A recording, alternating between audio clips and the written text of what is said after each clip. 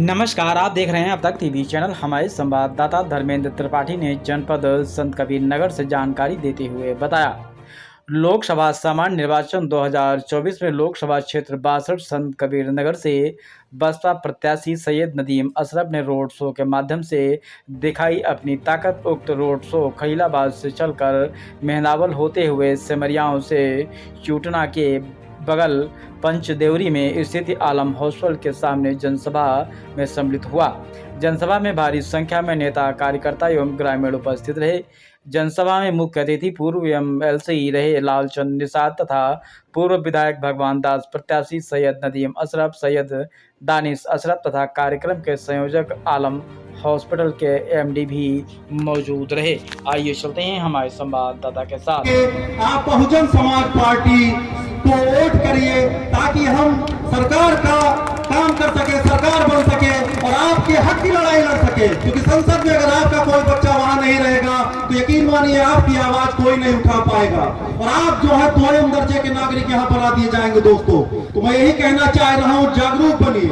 आज WhatsApp university और television जब आप खोलते हैं तो वही आपके दिमाग में बार बार घुमाया जाता है कि देश विकसित है, आपको रोजगार मिलेगा और आप उसी में खो गए हैं। दोस्तों, आपको जागरूक बनना पड़ेगा, आपको समझना पड़ेगा कि क्या हालात पहले थे, क्या हालात अब है।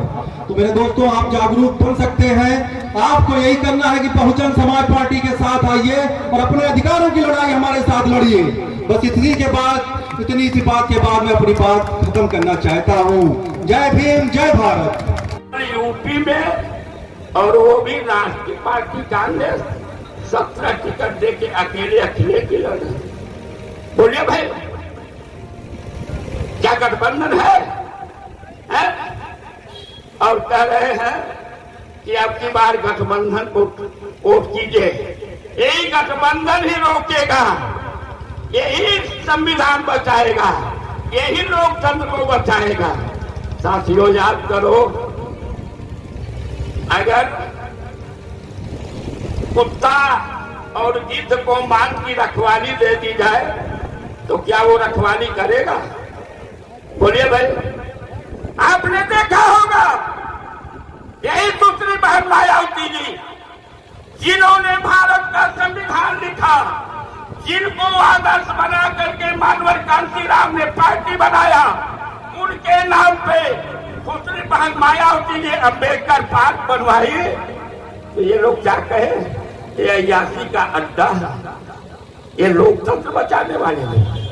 बोलिए भाई, बाबा साहब डॉक्टर भीमराव अम्बेडकर 7 समंदर पार जा करके लंदन में वकालत करके दलितों के लिए, पिछड़ों के लिए आरक्षण की मांग की थी, आरक्षण लागू करवाया था। उस आरक्षण की बिल किसने फाड़ा? एक संविधान बचाने वाले ने। सदन में कौन फाड़ा? बोलिए भाई। और एसपी के लोग फाड़े, बिल फाड़े और कांग्रेस के लोग में थपथपा रहे थे। यही लोग जो है संविधान बचाएंगे, लोकतंत्र बचाएंगे। बोलिए भाई, ये संविधान बचाएंगे, लोकतंत्र बचाएंगे। मान जी ने अपने कार्यकाल में 20% दलितों के लिए जो है ठेकेदारी में आरक्षण दिया था। ये पहुंचते ही सबसे पहले इसको खत्म कर दिए। ये संविधान बचाने चले हैं। जो है हरिजन छात्रावास में अपर कास्ट के लिए 30% भर्ती किए। यही संविधान बचाने वाले और लोकतंत्र बचाने वाले। और हमारे लोग भी भाग जाते हैं, हमारे लोग भी भाग जाते हैं। इस रास्ते बहकना नहीं। और मुसलमान भाइयों से मैं कहना चाहता हूं, हमारे मुसलमान भाई अभी पूछा जाए, हम लोग बैठते हैं चाय के दुकान पे, हम लोग पूछते हैं, कहो चाचा ये बतावा वोट देखे दे बा? कहे बाबू, जो भारत तू बीजेपी के जो हरावा वही वोट दे। कहते हैं जो बीजेपी को हरावे हम उसी को वोट देंगे। अभी वो कैलकुलेटर करके बता रहे थे हमारे दानिश साहब कि बीजेपी को जो हराएगा हम उसी को वोट देंगे। अब आप बताओ भाई, 21% दलित है और 21% मुस्लिम मिल जाए तो कितना हो जाता है? 42%। हार जीत कितने पे होती है? 30-35% पे। कौन हरा सकता है भाई? बोलो भाई।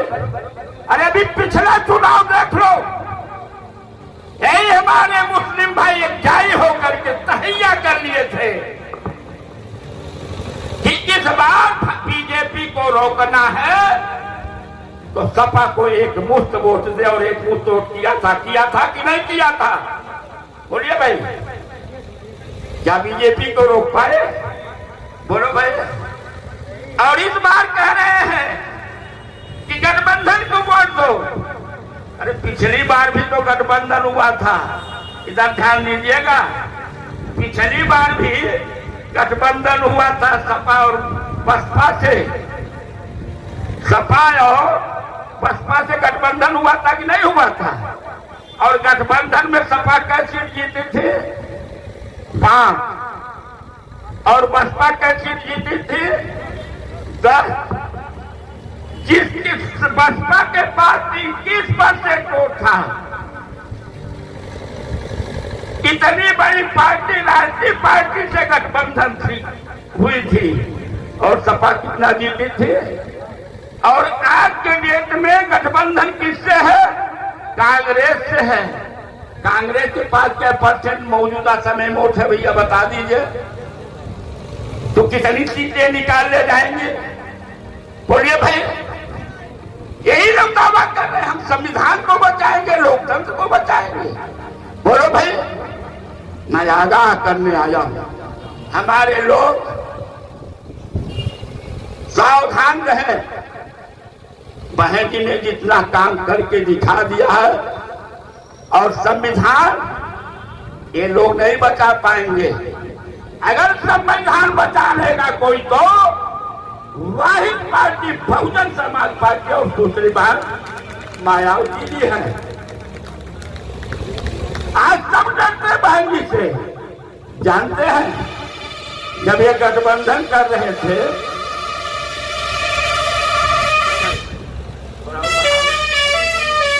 हो जाएंगे राजनीति करने, जनता तो हमारा वोट ही नहीं देती है, जनता को कितना समझाओ ऐसा, ये सारी बातें होती हैं। तो आज मुख्य मुद्दा ये है कि अगर मैं संत कबीर नगर जिले में आया हूं, मेरे बड़े भाई साहब जो है सैयद नदीम अशरफ साहब टिकट लेके आए, तो यहाँ फिर से वही इतिहास दोहराया जाएगा कि यहाँ सिर्फ सामाजिक कार्य होगा और लोगों की खिदमत होगी। अब रही जो आज देश के हालात हैं, बिगाड़ने वाले कौन हैं? कांग्रेस, सपा, भाजपा, तीनों के नाम ले रहा हूं। क्यों? आप लोग पूछोगे कि क्यों? बसपा भी सरकार बनाई हुई है, तो 4 बार जब बहन जी हमारी मुख्यमंत्री रही और इतने सदियों से हमारा सरकार चलता रहा, तो आप जाके विकास देखिएगा और सर्व समाज का सम्मान देखिएगा उस पार्टी में। अब आता हूं मुख्य मुद्दे पे। मैं अल्पसंख्यक जिस डर से वोट करता है कि भाजपा ना आए, जिस कैंडिडेट को करता, तो सपा में जितने हमारे वोट लेके हुए, जितने नेता, विधायक और मंत्री हमने बनाया अपने वोटों से, वो सब जाके भाजपा के गोद में बैठ जाते हैं। और यही हाल कांग्रेस का है। आज आधी कांग्रेस जो है भाजपा में जाके शामिल हो गई। मुंबई से लेके हरियाणा तक और कहां उत्तर प्रदेश में देखिए, सारी कांग्रेस इस समय भाजपा में है। और कांग्रेस के जो पूर्व मंत्री और विधायक रहे, किसके वोट से रहे? अल्पसंख्यक के वोट से। हम उनको मजबूत बनाते रहे अपने लिए कि हमारे लिए काम करेंगे, लेकिन ऐसा नहीं हुआ। और जहां तक कि सपा की बात कर दी जाए, तो आप लोग खुद जो है जमीन पे, ग्राउंड पे रहते हो। सपा का जो मूल वोट है वो भाजपा में जा चुका है। अब रही बात संत कबीर नगर की, लोकसभा की, कि कौन मजबूत स्थिति में है, तो आपको बता देना चाह रहा हूं, 6.25 लाख वोट जो है मुसलमानों का है यहाँ, और 4.5 लाख दलित भाइयों का है, और अन्य वर्गों का सोच लीजिए कितना होगा। कहीं कोई टिक रहा है? नहीं। और सपा ने क्या किया, अखिलेश यादव जी ने क्या किया, एक डमी कैंडिडेट खड़ा कर दिया और भाजपा का रास्ता आसान कर दिया। वो जिताना चाहते हैं, वो अगर नहीं तुम जिताना चाहते तो एक मजबूत जाति के आधार पे अपना कैंडिडेट घोषित करते हैं। सपा का शोषण कम नहीं हुआ मुसलमानों के लिए या कांग्रेस में। सपा में तो ये तक हुआ है कि आपको बता दूं, जब ये हमको भाजपा वाले बी टीम और सपा ये कहती है बी टीम है, तो मैं जवाब यही देता हूं, आप लोग को भी यही जवाब देना कि आज सपा में मुसलमान और अल्पसंख्यक के वोट के बदौलत तुमने सन 90 से आज तक सरकार बनाई, और आज जेल में कौन है, कौन जेल में? जितने मुसलमान मंत्री रहे और विधायक रहे, यहां तक कि आजम खां की बेचारी वाइफ भी जेल में ही रही। नाम गिना दे रहा हूं, आजम खां साहब जेल में हैं, उनका बेटा अब्दुल्ला जेल में है, उनकी वाइफ जेल में है, नाहिद हसन जेल में है, इरफान सोलंकी कानपुर के विधायक जी जेल में। क्या भैया जो मुसलमानों का जो वोट लेके तुमने सरकार बनाई, क्या यही सारा गुनाह किए थे? यही गुनाह किए थे कि जेल में आज जाके बैठे? तुम्हारे और लोग मंत्री नहीं थे क्या? या तुमने कोई घोटाला नहीं किया था? तुमने सब कुछ किया था, लेकिन बलि के बकरा जो है हमारे मुसलमान अल्पसंख्यक भाई बनाए गए,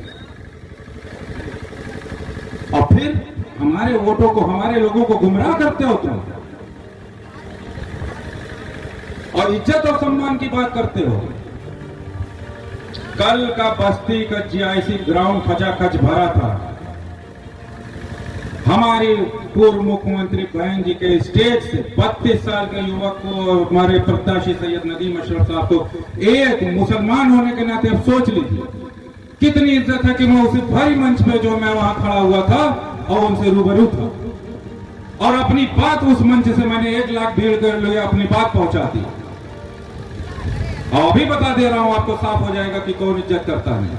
यहीं के एक नेताजी हैं, मुसलमान हैं, एक पप्पू निषाद का मंच था, उनको नीचे बैठा दिया गया। अरे मेरा दिल दुखता है, मैं कहता हूं ऐसे लोगों से कि तुम हमारे पास आओ।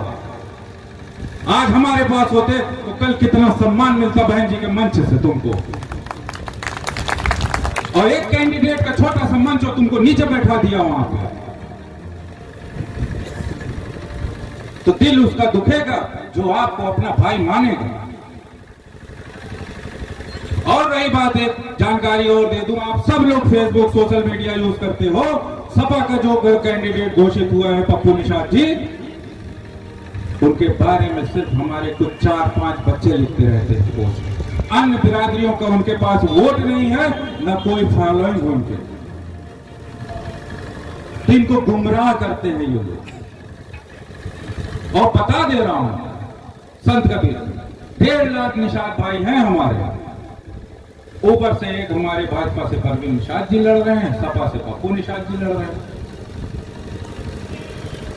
अब सपा इस बदौलत बैठी है कि अरे मुसलमान वोट देगा, मुसलमान के बदौलत जीत के संसद भवन पहुंच जाएंगे, और पप्पू निषाद जी ये सोच के बैठे हैं कि जैसे मुसलमानों का वोट लेंगे तुरंत 50 करोड़ में भाजपा से बिक जाऊंगा मैं और भाजपा में चला जाऊंगा। फिर यही गलती हम लोग करेंगे? कतई नहीं। मैं अपने भाइयों को समझाता रहूंगा, चाहे मुझे कितना भी लड़ना पड़े, मैं समझाता रहूंगा, क्योंकि हमारी जनता जो है बहुत भोली भाई, ये बहकाने में आ जाती है। जैसा डॉक्टर साहब ने बताया पिछला समीकरण, उस समय सब लोग जो है भाजपा को रोकने के चक्कर में वोट दूसरे को दिए। अब क्या हुआ, ना सपा जीती ना बसपा जीती, फिर भाजपा बाजी मार ले गई। तो मैं अपने लोगों से यही कहना चाहता हूं कि हमको किसी को हराने के लिए वोट नहीं करना। हमको जो हमको विकास दे, हमारी रक्षा करे, हमारे समस्याओं को सुने, जैसे सैयद नदीम अशरफ साहब बसपा के द्वारा प्रत्याशी घोषित हुए हैं, ऐसे लोगों को जो है चुनना पड़ेगा। और कतई भयभीत नहीं होना। मैं खुल के बता रहा हूं, अन्य बिरादरियों का सपा के कैंडिडेट के पास कोई वोट नहीं है। अगर वो वोट होता तो कहीं ना कहीं दिखता। सिर्फ 4-5 भाई मेरे बिरादरी के वो लिखते पढ़ते रहते हैं, उनका भविष्य खतरे में है। मैं आज उनके लिए लड़ रहा हूं, मैं मुहिम चलाया हूं और उसमें मुझे पता है कि तकलीफें आएंगी, मुझे रोका भी जाएगा, लेकिन मैं रुकने वाला नहीं हूं, क्योंकि वो बच्चे बहक चुके हैं। और कहानी बता दे रहा हूं, खुल के बता दे रहा हूं, और आप सबको पता, जब ये मंत्री उस सरकार में थे, इनकी कभी गाड़ी नहीं रुकती थी। उसके बाद जितने हमारे मुसलमान भाई लड़ुआ महुआ वाले, एक दिन ईद का दिन था,